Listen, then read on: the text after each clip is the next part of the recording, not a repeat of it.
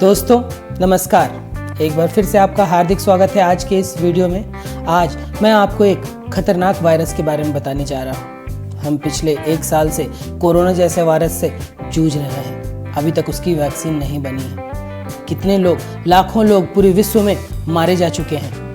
हमारा भारत भी इससे अछूता नहीं है। लेकिन जिस वायरस के बारे में मैं आपको बताने जा रहा हूँ वह सदियों से है। उसकी वैक्सीन भी मौजूद है, लेकिन फिर भी हम उसकी गिरफ्त में हैं। 95% लोग उस वायरस के गिरफ्त में हैं। मात्र 5% लोग उस वायरस से बचे हुए हैं। वे 5% लोगों ने उस वैक्सीन का सही ढंग से उपयोग किया है।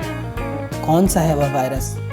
कैसे यह इतनी बड़ी आबादी को अपने गिरफ्त में लिया है? कोरोना जैसा एक वायरस जिसने कुछ लोगों को अपने गिरफ्त में लिया, 1.5 से 2% लोग उसके कारण मरे। लोग इतने परेशान हैं। लेकिन ये कौन सा वायरस है जिसने 95% आबादी को अपने गिरफ्त में लिया है, फिर भी लोग इसके प्रति जागरूक नहीं हैं? आइए मैं आपको उस वायरस के बारे में बताने जा रहा हूँ। वह वायरस है नकारात्मकता का, नेगेटिविटी का। यह ऐसा वायरस है जो बड़े से बड़े इंसान को खा जाए। जब नेगेटिविटी आपके भीतर आती है तो आप किसी काम के नहीं रहते हैं। आपको हर चीज में दोष नजर आता है। आप सफल नहीं हो सकते। सफलता से आप कोसों दूर होने लगते हैं। और यह वायरस ऐसा है जिसकी वैक्सीन मौजूद है, लेकिन आप उसका उपयोग करना नहीं जानते, या उस वैक्सीन को आप अपने जीवन से दूर रखते हैं। कौन सी है वह वैक्सीन? कैसे इस नकारात्मकता के वायरस से बचा जाए? उसको बताने से पहले मैं आपको एक सफल व्यक्ति की कहानी भी सुनाऊंगा। वह सफल व्यक्ति आज तो सफल है, लेकिन उसका जो जीवन था, जब वह उस दौर से गुजर रहा था, तब वह नकारात्मकता की चपेट में था। उस वायरस ने उसको अपने चपेट पे ऐसा लिया कि वह सफल होने का नाम नहीं ले रहा था। अमेरिका में एक बच्चे ने जन्म लिया। जब वह बच्चा छोटा था तो पढ़ने में कोई विशेष तेज नहीं था। उसे पढ़ाई ज़्यादा समझ नहीं आती थी। पढ़ाई लिखाई में उसकी रुचि बिल्कुल भी नहीं थी। जब वह थोड़ा बड़ा हुआ तो उसे लोग बुद्धू बोलने लगते थे। बेवकूफ़ बोलते थे, बुद्धू बोलते थे, स्टूपिड बोलते थे। फिर जब वह छोटा ही था तो उसे एक दिमाग में चोट लगी, और उस दिमागी चोट के कारण उसके ब्रेन के कुछ तंतु टूट गए और वह बिल्कुल पढ़ना लिखना समझना छोड़ चुका था। क्लास के बच्चे उसे बॉय विथ ब्रोकन माइंड बोलने लगे थे। वह वहाँ से निकला। वहाँ से उस सफ़र को उसने तय किया उस बचपन में, जहाँ पर लोग उसे चिढ़ाते थे। क्लास के बच्चे उसे चिढ़ाया करते थे, लेकिन उसके भीतर था कि नहीं, मुझे भी पढ़ना है, मुझे भी सीखना है। तब उसने क्या किया? उसने कॉमिक्स पढ़ना चालू किया। कॉमिक्स भी कौन सा? उसका फेवरेट कैरेक्टर जो था वह था एक्समैन। एक्समैन क्यों? क्योंकि एक्समैन उसी की तरह था, विसंगतियां लिए हुए था। तब उसने एक्समैन की कॉमिक्स पढ़नी स्टार्ट की और वह पढ़ना सीख गया। वह पढ़ने लगा, कॉमिक्स पढ़ने लगा, लेकिन अभी वह कोर्स की जो किताबें थे उसे नहीं पढ़ पा रहा था। लेकिन वो जिस चीज़ में उसका इंटरेस्ट था, रुचि थी, उसे बहुत अच्छे से पढ़ रहा था। फिर स्कूल में एक कंपटीशन होने वाला था जहाँ पे कुछ पढ़ना था, रीडिंग करनी थी, रीडिंग कंपटीशन थी। और उसे जो सब्जेक्ट मिला वह था लियोनार्डो दा विंची। उस सब्जेक्ट पे उसे कुछ बोलना था।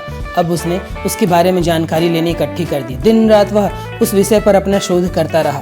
फिर वह दिन आया जब उसे यह रीडिंग करनी थी। लेकिन अभी तक का जो जीवन था, यह जो बच्चा था, यह बहुत नकारात्मकता में जीता था। यह सोचता था कि मेरी भाग्य नहीं है, मेरी किस्मत ही नहीं है, मैं असफल हूँ, मैं किसी काम का नहीं हूँ, मेरे से कुछ भी नहीं होगा। और उसके आसपास के जो लोग थे वह भी उसे चिढ़ाया करते कि तू बुद्धू है। उसे नई नई संज्ञाएं दी जाती, नए नए नाम से उसे चिढ़ाया जाता। तो यह सारी नकारात्मकताएं वह ढोकर अपने जीवन को गुजार रहा था। फिर उसने इस विषय पर, जो सब्जेक्ट उसे एग्जाम में मिला, उस पर खूब शोध किया, खूब जानकारी इकट्ठा की, और वह कॉमिक्स पढ़ने के कारण पढ़ने भी लगा था। और जिस दिन वह कंपटीशन होने वाली थी, जब वह स्टेज पर पहुंचा और उसे पढ़ना था, तब उसे यह पुरानी सारी बातें याद आने लगी। कैसे उसे बच्चे चिढ़ाया करते थे। उसकी सोच उस पर हावी होने लगी कि स्टेज पर और मैं कैसे बोल पाऊंगा। उसके पैर कांपने लगे और वह वहाँ कुछ भी नहीं बोल पाया। जाहिर है उसे उस कंपटीशन में मात मिली, वह वहाँ पर कुछ भी नहीं कर पाया। उसे 0 का सर्टिफिकेट मिला। सर्टिफिकेट लेकर वह जब बोझिल मन से गुजर रहा था, तब उसने उस सर्टिफिकेट को फाड़ा और एक डस्टबिन में डाल दिया। और उसने सोचा कि अब ये पढ़ाई मेरे बस की नहीं है, और उसने पढ़ाई लिखाई छोड़कर वह घर में बैठ गया। जब वह घर पर बैठ गया तो उसका एक मित्र था। वह मित्र उसे अपने साथ बोला कि चलो अब छुट्टियां हैं और तुम पढ़ाई भी नहीं कर रहे हो, तो तुम मेरे घर चलो। और उसका जो दोस्त था उसे वह अपने साथ कैलिफोर्निया शहर ले गया। और वहाँ कैलिफोर्निया जब शहर गया, तब उसके पिता ने, जो उसका दोस्त था, उसके पिता ने उससे पूछा कि तुम्हारा स्कूल कैसा चल रहा था, कैसा चल रहा है। यह वाक्य उसके ऊपर एक चोट की तरह पड़ा। वह गुस्सा गया, वह बिफर गया और उसने रोते रोते सारी बात बताई। जो उसका दोस्त का पिता था वह थोड़ा आध्यात्मिक व्यक्ति था। उसने इस लड़के को समझाया, दोस्त के पिता ने इस लड़के को समझाया कि तुम क्या चाहते हो जीवन में, तुम क्या करना चाहते हो।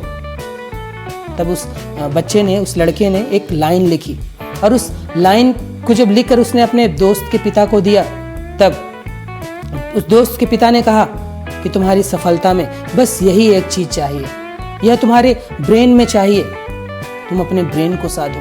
थोड़ा वह व्यक्ति जो था स्पिरिचुअल था, वह आचार्य रजनीश का शिष्य था, और उसने जो ध्यान विधियां सीखी थी उसमें से कुछ विधियां इस बच्चे को बताई, और कैसे अपने ब्रेन को साधना है वह बताया। अब यह छोटा बच्चा उन ध्यान तकनीकों से को करके थोड़े थोड़े अपने ब्रेन को साधने लगा। वह थोड़ी थोड़ी चीज़ें पढ़ने लगा। अब उसने जो चीज़ पढ़ी थी वह अपने इंटरेस्ट की चीज़ें थी।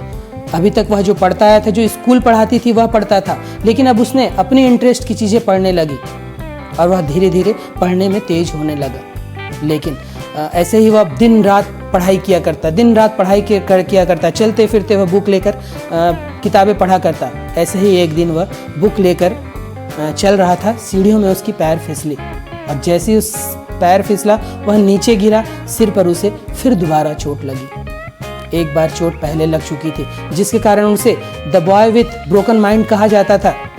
अब वह ब्रेन में फिर चोट लगी, फिर वह अपनी क्षमता जो पढ़ने की थी वह फिर खो चुका था, उसकी मेमोरी बहुत कम हो चुकी थी। लेकिन ध्यान विधियों के कारण, जो ध्यान विधियां उसके दोस्त के पिता ने उसे बताई थी, उन विधियों के कारण अब वह मजबूत बन चुका था। और हॉस्पिटल में पड़े पड़े उसने तय किया कि पढ़ना तो सब बोलते हैं, लेकिन कैसे पढ़ा जाए वह कोई नहीं बताता, और मैं अब पढ़ के रहूंगा। अब जब वह हॉस्पिटल से निकला तो उसने फिर अपने आप को पढ़ाई में, उन बुक्स पे जिस पे उसकी रुचि थी, उसमें अपने आप को डुबो दिया। धीरे धीरे 18, 19, 20, 21 साल के होते होते फिर वह एक बहुत विख्यात व्यक्ति होने लगा। आज वह सफल व्यक्तियों में से एक है, और उसका नाम है जिम क्विक। विश्व के बड़े बड़े सफल लोगों को इसने ट्रेन किया है। आज एक कई कंपनियों का सीईओ है, फाउंडर है। क्विक ब्रेन जैसी कंपनी इसके द्वारा चलाई जाती है, जहाँ पर कैसे मेमोरी को तेज किया जाता है, कैसे फास्ट पढ़ा जाता है, यह सारी चीज़ वह सिखा रहा है। वह बच्चा जिसे द ब्रोकन माइंड कहा जाता था, आज वह व्यक्ति सफल व्यक्तियों में से एक है। एलन मस्क और ऐसे कई अंतर्राष्ट्रीय ख्याति प्राप्त व्यक्ति इससे ट्रेनिंग ले चुके हैं। कैसे फास्ट पढ़ी जाती है, कैसे तेजी से पढ़ा जाता है, उसे कैसे याद किया जाता है, कैसे फोटोजेनिक मेमोरी प्राप्त की जाती है, इस पर यह ट्रेनिंग देता है। इसकी स्पीच को सुनने के लिए लाखों लोग, लाखों की भीड़ इकट्ठा होती है। आज यह एक सफल व्यक्ति हो चुका है। लेकिन यह सफर ऐसा आसान नहीं था, क्योंकि जब यह छोटा था, किशोरावस्था में था, तो एक नकारात्मकता के वायरस ने इसे अपने चपेट पे लिया हुआ था। और यह नकारात्मकता का वायरस ऐसा खतरनाक वायरस था कि इसको उभरने ही नहीं दे रहा था। लेकिन जब इसने उसकी वैक्सीन ली, और वह वैक्सीन है सही मार्गदर्शन, सच्चे सद्गुरु का अपने जीवन में लाना और सकारात्मकता को अपने जीवन में उतारना। और उस वैक्सीन को उसने ऐसा पकड़ा कि आज वह अंतरराष्ट्रीय ख्याति प्राप्त व्यक्ति है।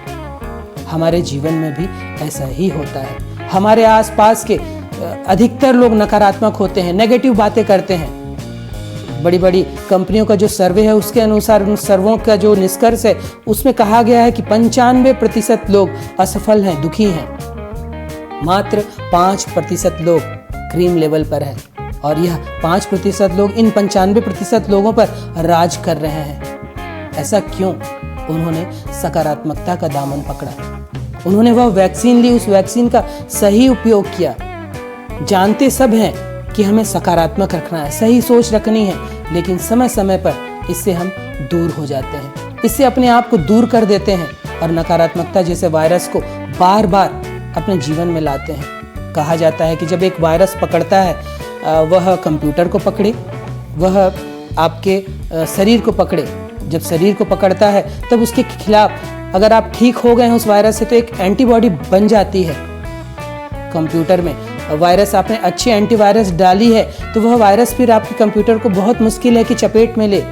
लेकिन यह नकारात्मकता का वायरस ऐसा है कि आपने वैक्सीन ले भी ली है, लेकिन आपने ऐसे मार्गदर्शक अपने आसपास रखे हैं, ऐसे सलाहकार रखे हैं जो कि आपको नकारात्मक बनाते हैं, तो फिर आप इस वायरस से नहीं बच सकते। शकुनी दुर्योधन का सलाहकार, कृष्ण अर्जुन का सलाहकार। शकुनी वह वायरस दुर्योधन के भीतर प्रविष्ट कराता था जिससे दुर्योधन नकारात्मक हुआ। कर्ण जैसा व्यक्ति दुर्योधन के साथ रहकर नकारात्मक हो गया। तो हमें चाहे कि हम वैक्सीन का, नकारात्मकता की वैक्सीन का सही उपयोग करें और इस नकारात्मकता जैसे वायरस से बच के रहें। तभी आप जीवन में प्रसन्न रह पाएंगे, तभी आप जीवन में सफल हो पाएंगे। तो यह एक खतरनाक वायरस है जिससे आपको बचना बहुत जरूरी है और आपको उन 5% लोगों में आना है। और वह सफलता केवल पैसे से मत आंकिए, उसमें सारी चीज़ें शामिल है। जो रिपोर्ट तैयार की गई उसमें केवल पैसा मापक नहीं था, उसमें व्यक्ति की खुशी, व्यक्ति की संतुष्टि, पैसा, आर्थिक स्थिति सब कुछ था।